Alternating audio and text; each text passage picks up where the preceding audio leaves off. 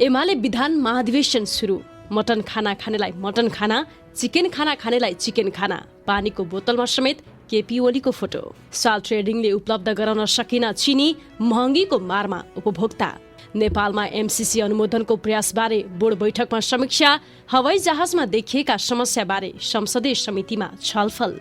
1.5 वर्षपछि यात्रुवाहक भारतीय गाडीलाई नेपाल प्रवेशको अनुमति। आफ्नो देश फर्कन नपाएका विदेशी नागरिक पुष मसान्तसम्ममा नेपाल बस्न पाउने। अर्को महिनादेखि अस्ट्रेलियाको बोर्डर खुल्ने। चिनिया र भारतीय खोपलाई पनि मान्यता।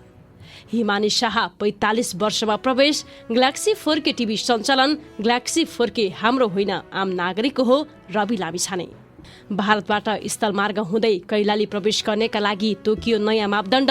दशैं टीकाको उत्तम साइत कुन देशमा कति बजे। थप 1066 जनामा कोरोना संक्रमण पुष्टि। थप 13 जनाको मृत्यु। सीता भण्डारी मृत्यु प्रकरण 26 दिनदेखि उठेन मृतकको शव। गृहमन्त्रीले दिएनन् चासो। सुनको मूल्य तोलामा 900 रुपैयाँले बढ्यो। 5 सेटमा खेल जित्दै एपीएफ र न्यू डायमन्ड फाइनलमा प्रवेश। खसी बोकाको खरिद मूल्य निर्धारण किलोमा कति पुग्यो हेर्नुहोस्। दर्शकबिन नमस्कार, बिहानीको इन्फो खबरमा यहाँलाई स्वागत छ। म गंगा विश्वकर्मा। सदा जस्तै आज पनि देश विदेशका ताजा महत्वपूर्ण समाचारका साथमा हामी उपस्थित भइसकेका छौं। यो सिलसिलाबद्ध समाचारलाई अन्तिम समय हेरी आफ्ना मनमा लागेका कुराहरू निर्धक्कसँग कमेन्ट बक्समा लेखेर छाड्नुहोला। साथसाथै हाम्रो यो भिडियोलाई कहाँदेखि कुन देशदेखि हामीलाई हेर्दै हुनुहुन्छ कृपया त्यो पनि कमेन्ट गर्नुहोला। अब लागौं समाचारतर्फ। सुरुवातमा भाइरल महाधिवेशनको प्रसंग। गोदाबारीको सनराइज सम्मेलन केन्द्रमा नेकपा एमालेको विधान महाधिवेशन चलिरहेको छ। हिजोबाट सुरु भएको महाधिवेशनमा उपस्थितिका लागि विभिन्न परिकारका खानाहरूको व्यवस्था रहेको छ। मटन खाना खानेलाई मटन खाना, चिकन खाना खानेलाई चिकन खाना र अन्य थुप्रै परिकारहरूको पनि व्यवस्था गरिएको छ। टेन्डर मार्फत खाना र खाजाको व्यवस्था गरेको एमालेले करिब 6000 प्रतिनिधिका लागि पहिलो दिनको खानामा दाल भात, अचार, तरकारी सहित कुखुरा र खसीको मासुका व्यञ्जन समेटेको छ। बोतलको बाहिरी आवरणमा एमाले अध्यक्ष केपी शर्मा ओलीले हात हल्लाइरहेको देखिन्छ। खानेपानीको बोतलमा अध्यक्ष ओली अंकित रहेको mineral water Godabari mineral water product कम्पनीले उत्पादन गरेको हो। बोतलको पानी 1 लिटरको रहेको छ। एमालेको महाधिवेशनमा खाना खुवाउने जिम्मा A1 पार्टी प्यालेसले पाएको छ। दर्शकबिन, एमालेको विधान महाधिवेशनमा देखिएको यस दृश्य तपाईलाई कस्तो लाग्यो? खाना र खाजाको भरमा नेताहरूले चुनाव जित्ने यो प्रवृत्ति आखिर कहिलेसम्म? सबैले अनिवार्य कमेन्ट गर्नुहोला। दर्शकबिन, अब कोरोना अपडेट। नेपालमा पछिल्लो 24 घण्टामा 1066 जनामा कोरोना भाइरस संक्रमण पुष्टि भएको छ। स्वास्थ्य तथा जनसंख्या मन्त्रालयका अनुसार 10,113 पीसीआर परीक्षण गर्दा 898 जना र 3,255 एन्टिजेन परीक्षण गर्दा 168 गरी 1066 जनामा कोरोना भाइरसको संक्रमण देखिएको हो। यस्तै पछिल्लो 24 घण्टामा कोरोना संक्रमणबाट 13 जनाको मृत्यु भएको छ भने 938 जना निको भएका छन्। शुक्रबार थपिएका सँगै नेपालमा कोरोना संक्रमितको कुल संख्या 7,95,959 जना पुगेको छ। दर्शकबिन, अब रवि लामिछानेको प्रसंग।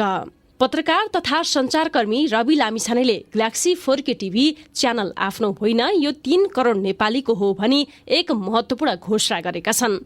रविका अनुसार आम मान्छेका मुद्दालाई पहिलो हेडलाइन बनाउँदा हामी एउटा कार्यक्रमबाट सिङ्गो टेलिभिजन स्टेशनसम्म आइपुग्यौं। यसलाई मैले बाटो नबिराएको परिणाम मानेको छु। सब चीज छाड्छु यो, तर बाटो मरि गए छाड्दिन। अरूले के भन्छन् भनेर त्यो हदसम्म मात्र पिर गर्छु, जुन हदसम्म पिर गर्दा आफ्नो यात्रामा ती तगारो बन्दैनन्। ग्यालेक्सी 4K हाम्रो होइन, आम नागरिकको हो। यसमा हरेक नेपालीको दुःख, पीडा, खुशी र समस्याहरूको मुद्दाहरू प्राथमिकतामा रहने बताएका छन्। विशेष गरी गाउँ गाउँमा रहेका वृद्ध बा आमालाई कसैले भनिदिनु होला कि आशीर्वाद थाप्न छोरो दल बल सहित आइसक्यो। गैराती 7 बजेपछि ग्यालेक्सी 4K टिभी प्रसारणमा आएको छ। दर्शकबिन, पत्रकार तथा संचारकर्मी रवि लामिछानेलाई सफलताको शुभकामना दिन नछुटाउनुहोला। दर्शकबिन, अब चिनीको प्रसंग। साल्ट ट्रेडिङ कर्पोरेसन लिमिटेडले समयमै चिनी ढुवानी नगर्दा उपभोक्ता मर्कामा परेका छन्। साल्ट ट्रेडिङले चिनी उपलब्ध गराउन नसकेपछि प्रदेश राजधानी वीरेन्द्रनगरका उपभोक्ता महँगोमा चिनी किन्न बाध्य भएका छन्। सरकारी स्वामित्वको यस कार्यालयले चिनी प्रति केजी रु 79 रुपैयाँमा उपभोक्ताहरूलाई बिक्री गर्दथ्यो। बजार मूल्य प्रति केजी रु 100 रुपैयाँ रहेको छ। राष्ट्रिय उपभोक्ता हित संरक्षण मञ्चका प्रदेश अध्यक्ष बिन्दुलाल रेग्मीले सरकारी कम्पनीको गोदाममा चिनी नभएपछि उपभोक्ताले चर्को मूल्य तिर्नु परेको गुनासो गरे। दर्शकबिन अब एमसीसीको प्रसंग।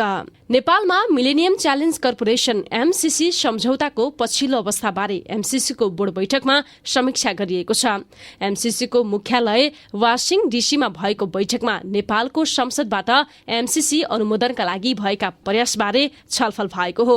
अमेरिकी विदेश मन्त्री एन्टोनी बिल्केनको अध्यक्षतामा भएको बोर्ड बैठकमा एमसीसी अनुमोदनलाई अगाडि बढाउनका लागि एमसीसीको उच्च स्तरीय टोलीले यसै महिनाको सुरुमा गरेको नेपाल भ्रमण र पछिल्लो अवस्थाबारे जानकारी दिएको थियो। एमसीसी बोर्ड बैठकमा अन्य विभिन्न मुलुकमा सञ्चालन भइरहेका परियोजनाबारे पनि छलफल भएको थियो। दर्शकबिन अब सीता भण्डारीको प्रसंग। तिलोतमा नगरपालिका 4 की 27 वर्षीय सीता भण्डारी पौडेलको रहस्यमय ढंगले मृत्यु भएको आज 26 दिन भएको छ। तर घटनाबारे अझै सत्य तथ्य छानबिन हुन सकिरहेको छैन। घटनाबारे सत्य छानबिन हुन नसक्दा मृतकका माइतीजन पक्षले मृतकको शव उठाउन दिएको छैन।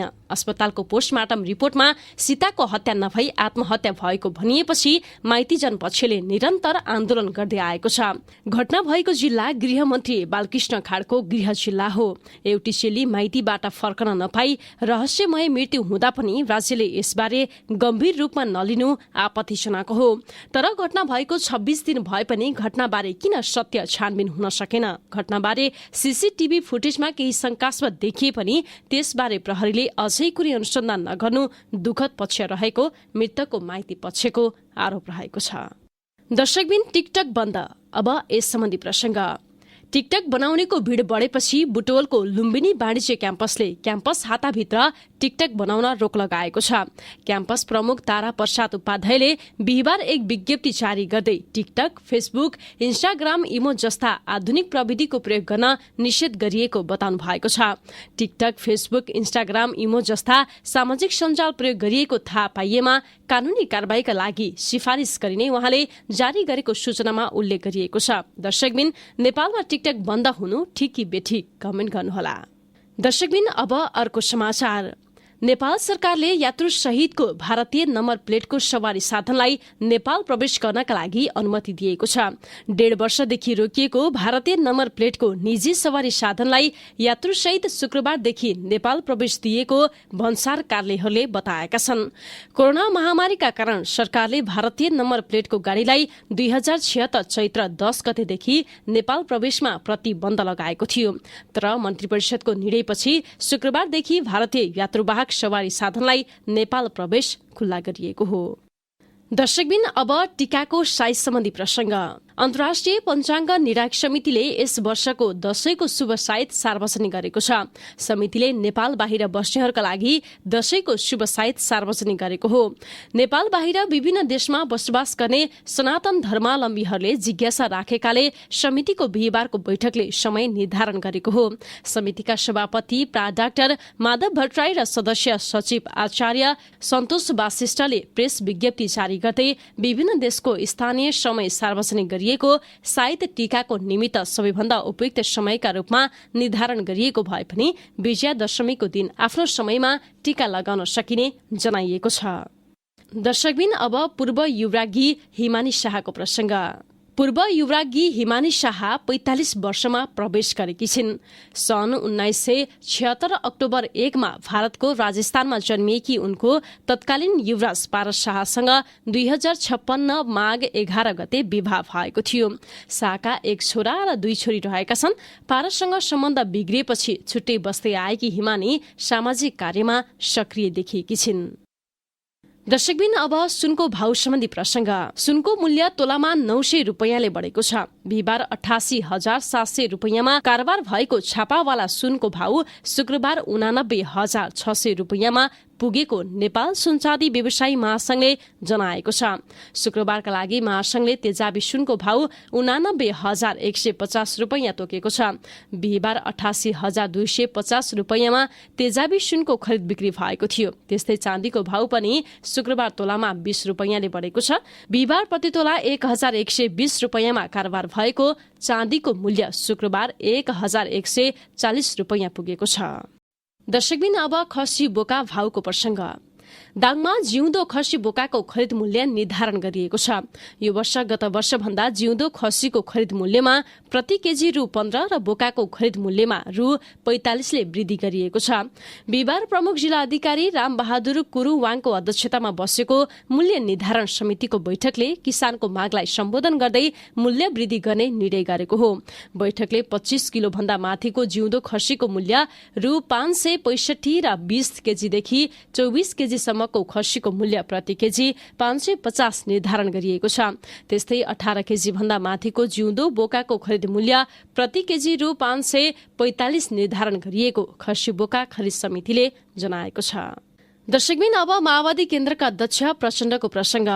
नेकपा माओवादी केन्द्रका अध्यक्ष पुष्पकमल दाहाल प्रचण्डले पार्टीका नेताहरूको क्रान्तिकारी चरित्र स्खलित हुँदै गएको बताउनु भएको छ। अखिल क्रान्तिकारीको राष्ट्रिय सम्मेलनलाई बिहिबार काठमाडौँमा सम्बोधनका क्रममा प्रचण्डले यस्तो भन्नु भएको हो। हामी अहिले पद पैसा कमिसनको लोभमा फँसेका छौं। उहाँले भन्नुभयो, दलाल पुँजीपतिहरूसँग बढी नजिक हुने भएका छौं। हिजो जनयुद्धका कुरा त विस्मृतिमा पो पुगे। आज जो जति माथि पुगे त्यति नै बडो अवसरवादी निस्किए। जो मन्त्री भयो त्यो पतन भएर गयो। उहाँले माओवादीमा उच्च पदमा पुग्नेहरू दलाल बनेको पनि दावी गर्नु भएको छ। दर्शकबिन अब नाकामा नयाँ नियम यस सम्बन्धी प्रसंग। दशैं नजिकिँदै गर्दा भारतबाट नेपाल फर्कनेहरूका लागि स्थानीय प्रशासनले नयाँ मापदण्ड तोकेको छ। जिल्ला प्रशासन कार्यालय कैलालीले बिहिबार साँझ सूचना जारी गर्दै सो मापदण्ड तोकेको हो। कोरोना रोकथाममा कुनै पनि असर नपर्ने गरी विदेशबाट आउने नेपालीका लागि कैलालीको गौरी फन्टा नाका, टिकापुरको खक्रौला नाकालाई थप व्यवस्थित गरिने जिल्ला प्रशासन कार्यालय कैलालीका सूचना अधिकारी शिवराज जोशीले जानकारी दिनुभएको छ। नेपाल भित्रिनेहरूका लागि कोरोना परीक्षणको दायरा फराकिलो बनाउने, नाकामा चेक जाँचलाई थप कडा तुल्याउने लगायतका निर्णय गरिएको स्थानीय प्रशासनले जानकारी दिएको छ। दर्शकबिन अब खेल सम्बन्धी प्रसंग। साबिक विजेता एपीएफ र न्यू डायमण्ड स्पोर्ट क्लब छैटौं एनभीए राष्ट्रिय महिला तथा पुरुष क्लब भलिबल च्याम्पियनशिपको फाइनल प्रवेश गरेको छ। शुक्रबार भएको सेमी फाइनलमा दुवैले विपक्षीलाई 5 सेटमा पराजित गर्दै उपाधि भेट पक्का गरेका हुन्। अब एपीएफ र न्यू डायमण्ड बीचको फाइनल खेल शनिबार हुनेछ। यस्तै आर्मी र पुलिस बीच तेस्रो स्थानका लागि खेल हुनेछ। विजेताले नगद 4 लाख प्राप्त गर्नेछन्। यस्तै उपविजेताले 2 लाख र तेस्रो हुनेले 1 लाख पाउनेछन्।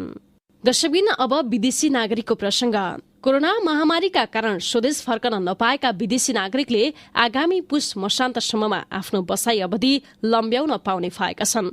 कोरोनाका कारण अन्तर्राष्ट्रिय उडान सुचारू नभएको अवस्थामा स्वदेश फर्कन नपाएका र पूर्व भिसा अवधि थप गरी नेपालमा बसिरहेका पर्यटकले आगामी पुष मसान्तसम्ममा नेपालमा रहन पाउने निर्णय भएको अध्यागमन विभागले जनाएको छ। यस अवधिसम्म बस्नका लागि पर्यटकले नियम अनुसारको शुल्क भने तिर्नुपर्नेछ। दर्शकबिन अब अस्ट्रेलियाको प्रसंग। आगामी महिनादेखि अस्ट्रेलियाको अन्तर्राष्ट्रिय सीमा खुल्ने भएको छ। हिजो बसेको मन्त्री परिषद बैठकपछि प्रधानमन्त्री स्कट मोरिसनले अर्को महिनादेखि अस्ट्रेलियाको बोर्डर खोलिने जानकारी गराएका हुन्। भ्याक्सिनको दुवै मात्रा 80% पूरा हुन साथ अस्ट्रेलियाको अन्तर्राष्ट्रिय बोर्डर खोलिनेछ र आगमनमा सहज बनाइदै लगिनेछ। पहिलो चरणमा अस्ट्रेलियाका नागरिक र पीआरलाई प्राथमिकता दिइनेछ। उनीहरूले त्यसपछि एक साता होम क्वारेन्टाइनमा बस्नुपर्ने हुन्छ। प्रधानमन्त्री मोरिसनले शुक्रबार पत्रकारसँग कुराकानी गर्दै भने त्यसपछि भ्याक्सिन लगाएका अस्ट्रेलियनको लागि विदेश भ्रमणको पनि बाटो खुल्नेछ। हवस् त दर्शकबिन, बिहानीको इन्फो खबर अहिलेको लागि यति नै। हाम्रो च्यानललाई सब्स्क्राइब गर्नु भएको छैन भने सत्य तथ्य पूरा जानकारीका लागि सब्स्क्राइब गरी बेल आइकनलाई पनि क्लिक गरिदिनुहोला। अहिलेको लागि भने म गंगा विश्वकर्मा सँगै सम्पूर्ण युनिट दिन चाहन्छौ। नमस्कार। तपाई इन्फो खबर हेर्दै गर्नुहोला। हामी निरन्तर अपडेट